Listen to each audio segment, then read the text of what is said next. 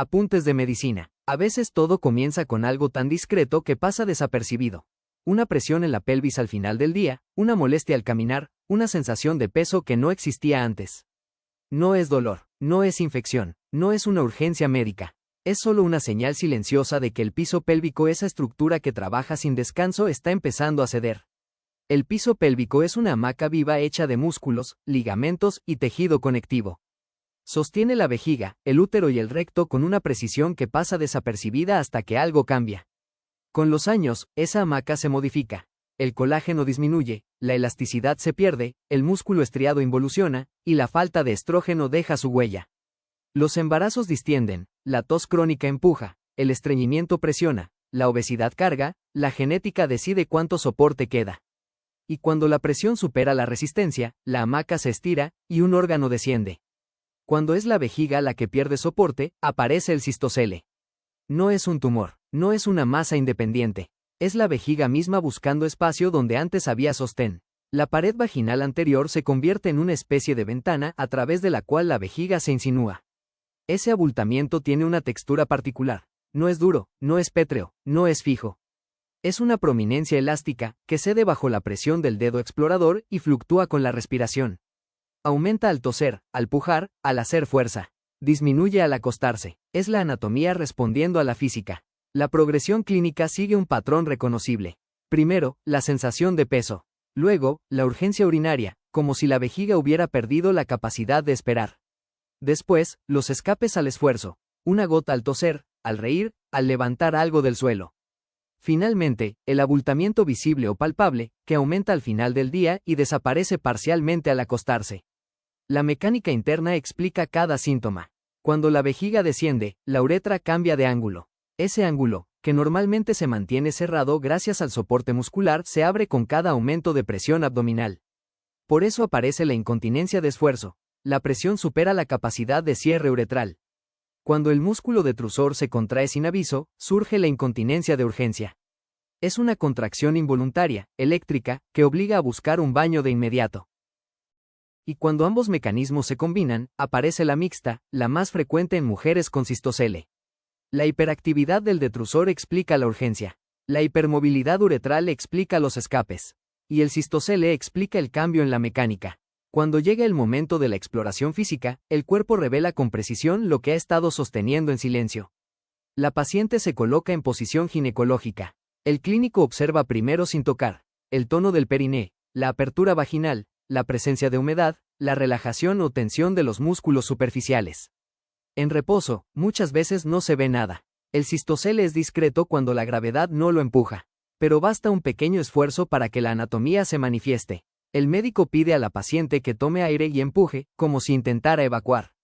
La presión abdominal aumenta y la pared vaginal anterior comienza a proyectarse hacia afuera. Primero es un abombamiento suave. Luego, con un esfuerzo más sostenido, la protrusión se hace evidente. Una convexidad blanda, redondeada, que empuja la mucosa vaginal hacia la luz. La textura es inconfundible. Una prominencia elástica, fluctuante, que se mueve con la respiración y responde a la presión del dedo. La vejiga, desplazada de su posición original, se comporta como una estructura llena de líquido sostenida por una fascia debilitada. El clínico introduce 2 dedos en la vagina, evaluando la tensión de la pared vaginal anterior, la firmeza de la fascia pubocervical y la presencia de un defecto paravaginal. Con la mano externa palpa el abdomen bajo, sintiendo cómo la presión abdominal modifica la posición de la vejiga. La prueba de tos reproduce los escapes. La prueba del Q-tip mide el ángulo uretral. Si se abre más de lo normal, hay hipermovilidad. La maniobra de Valsalva revela el grado de descenso. Para clasificar el prolapso, el clínico utiliza un punto anatómico que permanece estable en todas las mujeres adultas. El anillo fibroso que queda en la entrada vaginal, llamado himen, en el sistema POP-Q no es un himen infantil, no es una membrana cerrada, no tiene relación con virginidad. Es simplemente un borde anatómico que persiste toda la vida y sirve como punto cero para medir el descenso. Con ese punto como referencia, el POP-Q describe el prolapso en estadios. Cuando el órgano desciende pero no llega al himen, el descenso es leve. Cuando alcanza el nivel del himen, ya es evidente. Cuando lo sobrepasa y protruye hacia afuera, el prolapso se vuelve avanzado. Y cuando la vejiga prácticamente exterioriza, el descenso es completo. La clasificación de Baden-Nichols complementa esta evaluación graduando la protrusión según su relación con el introito. Los estudios ayudan a completar el cuadro. El diario miccional revela patrones de frecuencia, urgencia y escapes. El urocultivo descarta infección. El volumen residual postmisional, esa cantidad de orina que queda dentro después de orinar, se convierte en una pista silenciosa. Cuando el cistocele avanza, la uretra puede doblarse o perder su alineación natural, atrapando orina dentro de la vejiga. Un residuo bajo sugiere que la vejiga aún vacía bien.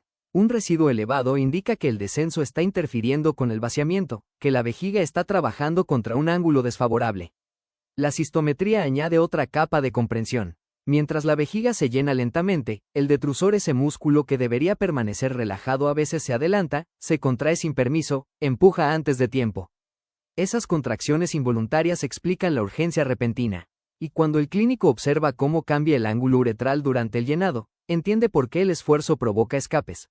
La uretra se mueve demasiado, pierde su soporte, se abre cuando debería resistir. A nivel microscópico, el piso pélvico muestra fibras de colágeno más delgadas, menor densidad, pérdida de elasticidad, involución muscular, microdesgarros acumulados y carencia de estrógeno. No hay malignidad, no hay agresividad, solo un tejido que ha trabajado durante décadas. La edad influye en la frecuencia. En mujeres jóvenes es poco común, salvo después de partos difíciles. En la mediana edad comienza a hacerse más evidente. En la posmenopausia, cuando el estrógeno disminuye y el colágeno se reduce, el cistocele y la incontinencia se vuelven más frecuentes. En mujeres mayores, el prolapso puede avanzar a grados más altos. La evolución es variable. En horas, los síntomas pueden intensificarse con el esfuerzo. En días, fluctúan según la actividad. En meses o años, el prolapso puede avanzar, estabilizarse o mejorar con terapia. El pronóstico depende del grado, del soporte residual y de la respuesta al tratamiento. El manejo es amplio y profundamente individual. Cuando el prolapso es leve y la vejiga aún vacía bien, el cuerpo suele responder al fortalecimiento. Los ejercicios de Kegel devuelven tono a un músculo que había olvidado su fuerza. La fisioterapia reeduca la coordinación perdida. La biorretroalimentación enseña a activar fibras que parecían dormidas. El pesario sostiene la vejiga desde adentro, devolviendo la anatomía a su eje natural sin necesidad de bisturí. Pero cuando el prolapso alcanza el himen, cuando lo sobrepasa, cuando la vejiga protruye hacia afuera, cuando el residuo aumenta y la cistometría muestra un detrusor inquieto, el cuerpo está diciendo que necesita algo más. En los grados avanzados, cuando el órgano ya no puede sostenerse por sí mismo, la cirugía se convierte en una opción razonable. La colporrafia anterior refuerza la pared vaginal debilitada. La aplicatura de la fascia vesico-vaginal devuelve tensión al soporte que se había aflojado. La reparación del defecto paravaginal recoloca la vejiga en su eje natural. Las mallas suburretrales libres de tensión estabilizan la uretra en mujeres con escapes al esfuerzo. La uretropexia con aguja eleva estructuras que habían cedido. Cada técnica tiene su propósito, su anatomía y su indicación.